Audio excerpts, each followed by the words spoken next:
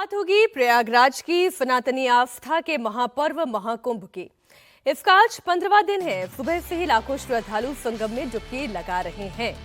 देश के गृह मंत्री अमित शाह कुछ देर में संगम नगरी पहुंचकर महाकुंभ में आस्था की डुबकी लगाएंगे। अमित शाह संगम में स्नान के बाद बड़े हनुमान जी के दर्शन और पूजन करेंगे। इसके बाद शंकराचार्यों और संतों का आशीर्वाद भी लेंगे। अमित शाह का स्वागत करने के लिए मुख्यमंत्री योगी आदित्यनाथ खुद प्रयागराज में मौजूद हैं। इसके साथ ही महाकुंभ में कुछ देर में धर्म संसद की शुरुआत होने वाली है। इसमें सनातन बोर्ड बनाने की मांग उठाई जाएगी। आज महाकुंभ का 15वां दिन इस लिहाज से भी बेहद खास है कि आज गृह मंत्री अमित शाह संगम में डुबकी लगाने वाले हैं। महाकुंभ में आज सनातन बोर्ड को लेकर धर्म संसद भी होने वाली है। इसमें पूरा संत समाज अपनी आवाज को बुलंद करेगा। आज बाबा बागेश्वर की 3 दिनों की कथा भी शुरू होने जा रही है। आज से लेकर 29 जनवरी तक परमार्थ निकेतन के शिविर में बाबा बागेश्वर की कथा होगी। ये तस्वीरें इस वक्त आपके सामने और भीड़ भी आप देखिए। धर्म संसद के लिए सनातनियों की भारी भीड़ जुटी है। धर्म संसद का आयोजन किया गया है। अखाड़ा परिषद के अध्यक्ष रविंद्रपुरी महाराज इसमें शामिल रहेंगे। कथा वाचक देवकीनंदन ठाकुर के पंडाल में धर्म संसद का आयोजन किया गया है। कहा यह जा रहा है कि इसमें शंकराचार्यों की मौजूदगी तो होगी ही, संत समाज के भी प्रबुद्ध चेहरों को आप यहां पर देखने वाले हैं। आज गृह मंत्री अमित शाह का भी प्रयागराज का दौरा है और इस दौरे के दौरान खुद उनकी अगवानी कर रहे हैं मुख्यमंत्री योगी आदित्यनाथ। और इधर बात अगर सनातनी श्रद्धालुओं की जाए तो 29 तारीख चूंकि मौनी अमावस्या का दिन है और आज है 27 तारीख, अब से ठीक एक दिन के बाद। ऐसे में धीरे धीरे करके वहां पर श्रद्धालुओं का जमावड़ा बढ़ता ही चला जा रहा है। गृह मंत्री अमित शाह अब से कुछ ही देर में प्रयागराज पहुंचने वाले हैं। वो यहां पर संतों के साथ संगम स्नान करेंगे। इसके बाद संगम तट पर मां गंगा की पूजा और आरती करेंगे। दोपहर 1 बजे बड़े हनुमान जी के मंदिर के दर्शन पूजन होंगे। दोपहर 1:20 पर अक्षय वट के दर्शन होंगे। दोपहर 1:50 पर अमित शाह जूना अखाड़ा जाने वाले हैं, जहां से वे स्वामी अवधेशानंद गिरी जी महाराज और संतों से मुलाकात करेंगे। उन्हीं के साथ उनका भोजन है। फिर गृह मंत्री अमित शाह गुरु शरणानंद जी महाराज और गुरु गोविंद देवगिरी जी महाराज से भी आशीर्वाद लेंगे। अमित शाह निरंजनी अखाड़े भी जाने वाले हैं, जहां वो आचार्य महामंडलेश्वर कैलाशानंद गिरी महाराज से आशीर्वाद लेंगे।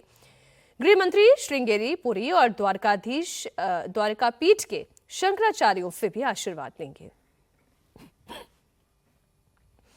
महाकुंभ में आज संत समाज अपनी आवाज बुलंद कर रहा है। साधु संतों की सबसे बड़ी संस्था अखिल भारतीय अखाड़ा परिषद ने आज धर्म संसद बुलाई है, जो कुछ ही देर में शुरू होने जा रही है। ये धर्म संसद सेक्टर 17 में कथावाचक देवकीनंदन ठाकुर के पंडाल में हो रही है। इस धर्म संसद में मुख्य रूप से 2 मुद्दे हैं। पहला मुद्दा है देश में सनातन बोर्ड का गठन होना और दूसरा मुद्दा वक्फ बोर्ड को खत्म करना। इस धर्म संसद में चारों पीठ के शंकराचार्य होंगे। 13 अखाड़ों के पीठाधीश्वर और महामंडलेश्वरों की उपस्थिति होगी। ये सनातनियों की सुरक्षा के लिए हम लोग सभी ये चाहते हैं कि सनातन बोर्ड का गठन हो। सरकार के आगे हम प्रस्ताव रख रहे हैं और सभी धर्माचार्य जो चाहते हैं कि सनातन जगत का हित हो, मंदिर सुरक्षित रहें, आदि आदि जो चीजें हैं, उनकी सुरक्षा के लिए सनातन धर्म संसद अभी प्रारंभ होने जा रही है। सभी सनातनी जो पहुंच रहे हैं, देखिए बहुत बड़ी संख्या में लोग पहुंच रहे हैं, आगे भी लोग आएंगे और हम आशा करते हैं कि सरकार और बाकी के सभी लोग इस पे ध्यान दें और सनातन बोर्ड बने, ऐसी प्रार्थना भगवान से करते हैं, प्रिया कांजू से भी करते हैं। मेरे सहयोगी अभय पराशर और साथ ही नीतीश चंद्र इस वक्त महाकुंभ में ही मौजूद हैं। प्रयागराज से लाइव है अभय। धर्म संसद और इस धर्म संसद की तैयारी तो प्रयागराज के महाकुंभ शुरू होने से पहले से लगातार हो रही थी और ये कहा जा रहा था इस बार के धर्म संसद में 2 विषय मुख्यतः उठाए जाने हैं। पहला विषय तो सनातन बोर्ड का ही है। आपके पास क्या जानकारी है अभय? देखिए बिल्कुल आज जो सनातन यहाँ पर जो धर्म संसद चलाई जानी है तकरीबन 1 बजे के आसपास इस धर्म संसद को शुरू किया जाएगा। देवकीनंदन ठाकुर जी का जहाँ पर शिविर है सेक्टर 17 में, वहां पर ये धर्म संसद चलाई जाएगी और जिसमें जितने अलग अलग संत हैं, महामंडलेश्वर हैं, उनके भी आने की यहाँ पर उम्मीद है। हालांकि क्योंकि आज केंद्रीय गृह मंत्री अमित शाह का यहाँ पर दौरा है और ऐसे में उन्हें अलग अलग अखाड़ों में, जूना अखाड़ा या फिर जो बाकी के अखाड़े हैं उनके भी जो संत हैं वहां जाके उनसे मुलाकात करनी है। इसी वजह से थोड़ा कार्यक्रम में एक साथ सभी का पहुंचना संभव नहीं लगता है, लेकिन समय के अनुसार सभी साधु संत जो हैं वो इस धर्म संसद में पहुंचेंगे। जो 2 मुख्य मुद्दे हैं, पहला मुद्दा कि सनातन बोर्ड का गठन हो और दूसरा मुद्दा वक्फ बोर्ड को लेकर, वक्फ बोर्ड के खिलाफ जो है वो इस धर्म संसद के अंदर कुछ ना कुछ यहाँ पर बातचीत हो सकती है, जिसको लेकर 1 बजे का समय दिया गया है। और आज जब 1 बजे यहाँ पर शुरुआत की जाएगी सेक्टर 17 के अंदर। और दूसरी बड़ी बात यह भी है मीनाक्षी की अब श्रद्धालु बहुत बड़ी संख्या में यहाँ पर आ रहे हैं मौनी अमावस्या के चलते। इसी को लेकर प्रशासन ने पूरे मेले के आसपास जितनी भी जगह है वहां पर सिर्फ पैदल यात्रियों को आने जाने के लिए कहा है। और अभी भी आप यहाँ पर जो रोड देखेंगे किसी तरीके से हम अंदर यहाँ पर जरूर पहुंच गए हैं और तकरीबन 46 लाख के आसपास कल रात से लेके अब तक यानी कि 27 तारीख को इतने श्रद्धालुओं ने स्नान कर लिया है। अरहल घाट से ही लोग स्नान करना अब शुरू कर रहे हैं क्योंकि आज पेंटुम बुल बंद किए गए हैं क्योंकि श्रद्धालु को कोई परेशानी ना हो, इसी वजह से अलग अलग घाट बनाए गए हैं। और ऐसे में आज दरअसल अभी कहा जा सकता है कुल 12 किलोमीटर के घाट आप भले ही बना दें, 30 पेंटोन ब्रिज भी भले ही बना दें, लेकिन जैसे वीआईपी मूवमेंट होने लग जाती है थोड़ी सी असुविधा तो होती है। और इसकी तो साक्षी मैं भी रही हूं और आप लोग भी हो ही रहे हैं। आज ही बाबा बागेश्वर धाम के पीठाधीश्वर पंडित धीरेन्द्र कृष्ण शास्त्री की महाकुंभ में कथा होने जा रही है। 3 दिनों की कथा के लिए बाबा बागेश्वर संगम नगरी पहुंचे। बागेश्वर बाबा की कथा आज से शुरू होकर 29 जनवरी को परमार्थ निकेतन में होगी। 30 जनवरी को बाबा बागेश्वर धीरेन्द्र कृष्ण शास्त्री संत सम्मेलन में शामिल होंगे। यहां से वो हिंदू जगाओ हिंदुस्तान बचाओ मुहिम का आगाज करेंगे। का किनारा है, ये संगम है, संतों का संगम है, भक्तों का संगम है, दास और स्वामी का संगम है, भक्त और भगवान का संगम है।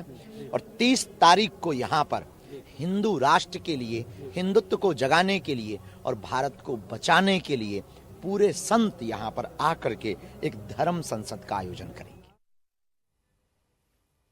धर्म संसद की चर्चा चल रही है, लेकिन आज गृह मंत्री अमित शाह का दौरा भी है, इसलिए वहां पर हलचल और ज्यादा है। हमारे सहयोगी नीतीश चंद्रा भी जुड़े हुए। नीतीश, आज देखिए समय अनुसार पूरा प्रोटोकॉल वाइज तो तैयारी हो चुकी होगी, लेकिन आज क्योंकि मौनी अमावस्या का दिन जब इतना नजदीक है तो श्रद्धालुओं का रेला भी होगा।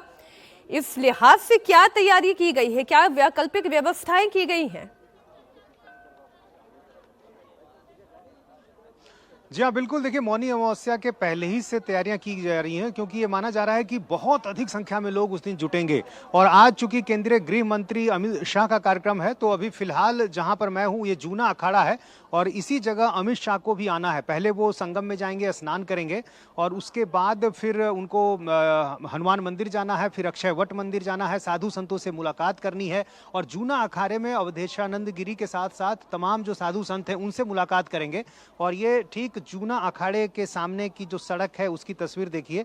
यहाँ पर थोड़ी देर में इसके बाद जब अमित शाह यहाँ पहुँचेंगे करीब दोपहर 1 बजे के बाद, तो यहाँ पर सुरक्षा उसको ध्यान में रखते हुए काफ़ी कड़ी की गई है। और कल अखिलेश यादव आए थे, काफ़ी चर्चा हुई, राजनीति हुई, आरोप प्रत्यारोप का दौर चला और इसके ठीक 1 दिन बाद जब अमित शाह यहाँ पर आ रहे हैं और जिस तरह से लगातार वहाँ 5 घंटे तक रहेंगे, इस दौरान साधु संतों से जो उनकी मुलाकात होगी, ये सारी बातें निश्चित रूप से आज भी चर्चा का विषय बनी रहेंगी। फिलहाल मौनी अमावस्या को लेकर यहाँ देखिए लोगों का जो रेला है वो बढ़ता जा रहा है। हालांकि इस सड़क पर अभी थोड़ा सा भीड़ को कम रखा गया है, लेकिन जिस रास्ते मैं यहाँ पर पहुंचा हूँ इतनी ज्यादा भीड़ है कि लोगों के लिए पैदल चलने की भी जगह नहीं है। और जाहिर है देखिए 2 बातें हैं। अब जो गाड़ी लेकर आना चाहते हैं उनके लिए तो सलाह यही है कि आज आप अपनी गाड़ी लेकर निकले ही ना। जो लोग प्रयागराज में महाकुंभ परिसर के अंदर मौजूद है, इन सेक्टर्स के अंदर मौजूद है, वो जहां कहीं भी जाना है वो पैदल जाएं, क्योंकि आज पेंटोन ब्रिज पर केवल वॉकर्स के लिए ही सुविधा है। आज गाड़ियों की आवाजाही पूरी तरीके से बंद है क्योंकि वीआईपी मूवमेंट बहुत ज्यादा है। एक तरफ महाकुंभ में संत समाज अपनी आवाज बुलंद कर रहा है तो दूसरी तरफ सियासत भी हो रही है। अखिलेश यादव ने महाकुंभ में योगी कैबिनेट की मीटिंग को लेकर सवाल उठाया तो अब बीजेपी का पलटवार सामने आ गया है। उत्तर प्रदेश के डिप्टी सीएम ब्रजेश पाठक ने कहा है कि अखिलेश ने महाकुंभ का राजनीतिकरण किया है। उन्होंने कहा कि कल वो मुलायम सिंह की प्रतिमा कुंभ क्षेत्र में लगाने वाले लोगों से मिले। क्या ये राजनीतिकरण नहीं है? ब्रजेश पाठक ने अखिलेश पर अटैक करते हुए कहा कि सपा के कार्यकाल में कुंभ में भगदड़ हुई थी और सपा के डीएनए में ही तुष्टीकरण है। जब उन्होंने महाकुंभ क्षेत्र में प्रवेश किया कि स्नान करेंगे तो हम सबको अच्छा लगा, हमने स्वागत किया। लेकिन एक बयान उनका लगातार प्रदेश देश की जनता बहुत गंभीरता के साथ देख रही है और मनन कर रही है। उन्होंने कहा कि संगम तट पर त्रिवेणी में, प्रयागराज में, महाकुंभ परिसर क्षेत्र में कैबिनेट का आयोजित करना राजनीतिक है और उन्होंने मुलायम सिंह जी की प्रतिमा जिन लोगों ने कुंभ क्षेत्र में लगाई है वहां जाकर के उनसे मिलना, क्या ये पॉलिटिकल नहीं है? पॉलिटिकलाइज करना नहीं है, राजनीतिकरण नहीं है महाकुंभ का? तक व्यवस्थाओं का सवाल उन्होंने उठाया। उनसे पूछिए जब उनके कार्यकाल में महाकुंभ का आयोजन हुआ था किस प्रकार की अव्यवस्थाएं थी? गंदगी का साम्राज्य, रैंपेज हुआ था, भगदड़ हुई थी, कितनी जाने गई थी? उनके पास जवाब नहीं है इसका। उनकी विचारधारा ही नहीं है कि सनातन संस्कृति को पुष्पित पल्लवित होते देखें।